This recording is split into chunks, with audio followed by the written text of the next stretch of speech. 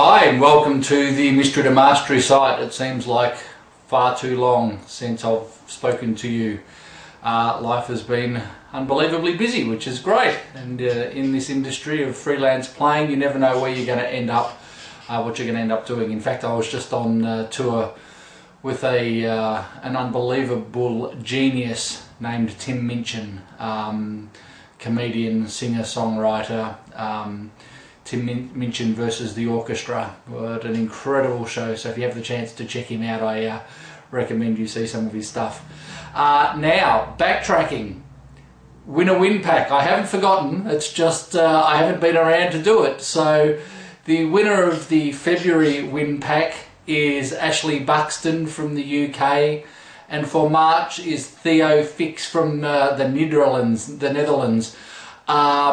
Both guys had several great questions. The feedback from what they've got from the book has been awesome, and ideas and all sorts of things, having some great conversations with them. So thanks guys, congratulations, your win packs are on the way. Groovy. Now I've received quite a few questions about aperture, aperture corners, aperture corner tension and harmonic slurs. So I've emailed those of you who requested those, saying this is on its way.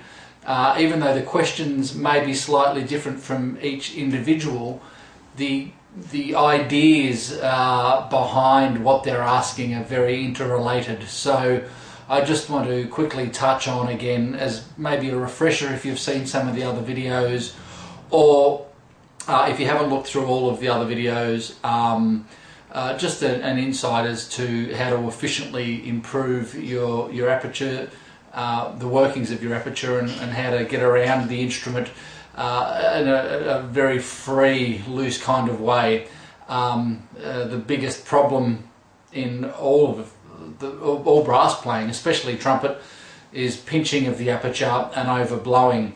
And so working on harmonic slurs and aperture tension is a way of sort of eliminating at least some of the pinching. Now, it doesn't necessarily stop overblowing, but when you start and speed it up and then possibly add the tongue, you will naturally begin to back off the overblowing. In fact, book 2 that's coming out very soon, Reprogramming the Trumpet Machine, is about putting all these, the different components of playing, putting them together to eliminate overblowing and to eliminate pinching.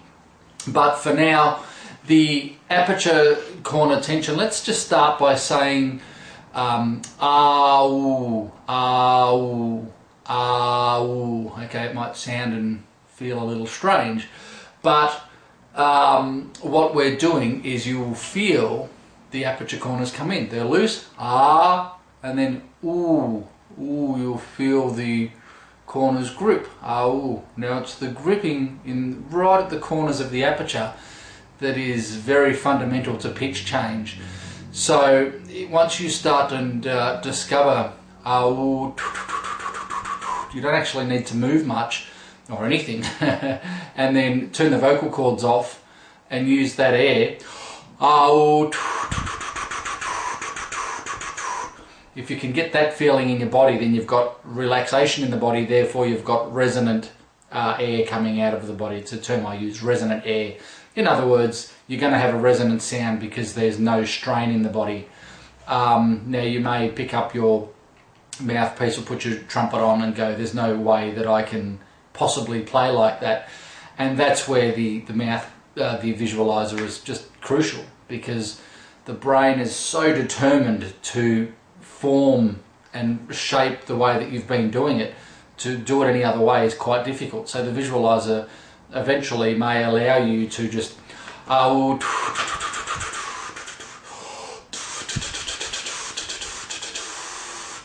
okay, and then just by what looks like a simple exercise, you may find very difficult, because you will want to shape your lips in a particular way, where I'm keeping them very much still.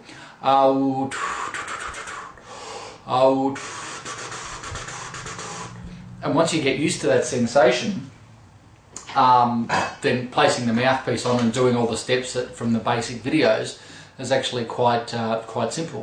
Like I've done it a million times over the last 10 years. I know that I'm not changing anything, but it takes time to actually get there and believe that you can play like that, and also just to believe that the way that you're set up will create sound. Now, so back to the aperture corner tension, as I've discussed in the shape video and several others, it's the tension in the aperture corners that change pitch. Now, you don't have to blow harder. If I just play C to a G,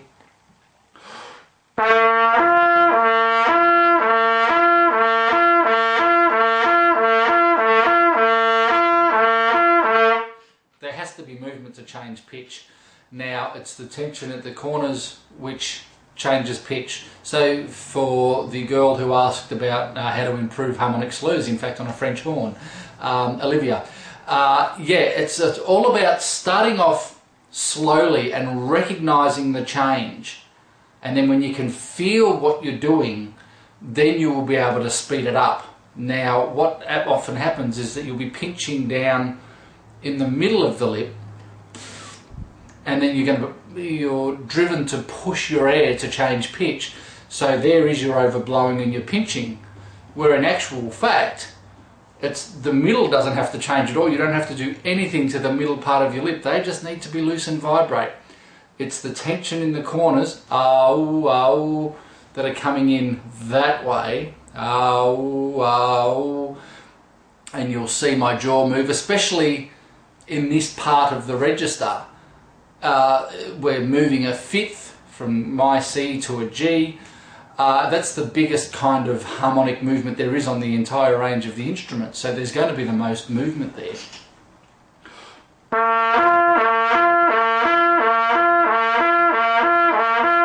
And as I've said in some other the videos, I can feel the corners change, I can feel the air direction change, and I can feel my tongue arch.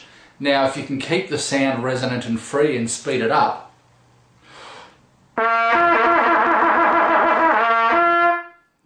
there's how to improve your harmonic slurs, and that's how aperture tension works. Firms up, then it expands, then your range expands. And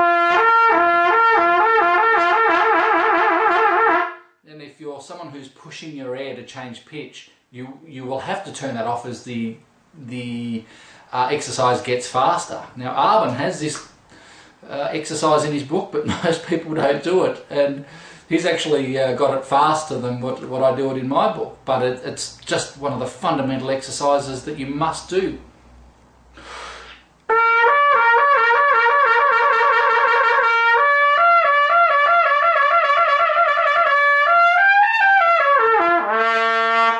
So then there's minimal push of the air. There is support, but there's not a push to get all the way through.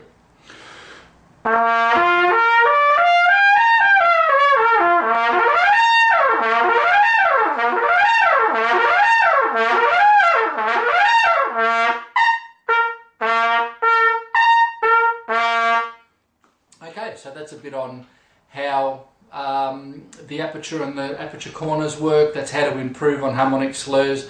The faster you get them, the more efficient you're going to be playing. That'll open up your range, it'll fix your endurance, and it'll get your flexibility really working. If you haven't been to the site before, there's plenty of this stuff around. Check out the 5 basic videos, please. It covers all of the basics that will lead on to the other videos. Please put in video requests or ask any questions that you like, and I'll catch you real soon. All the best.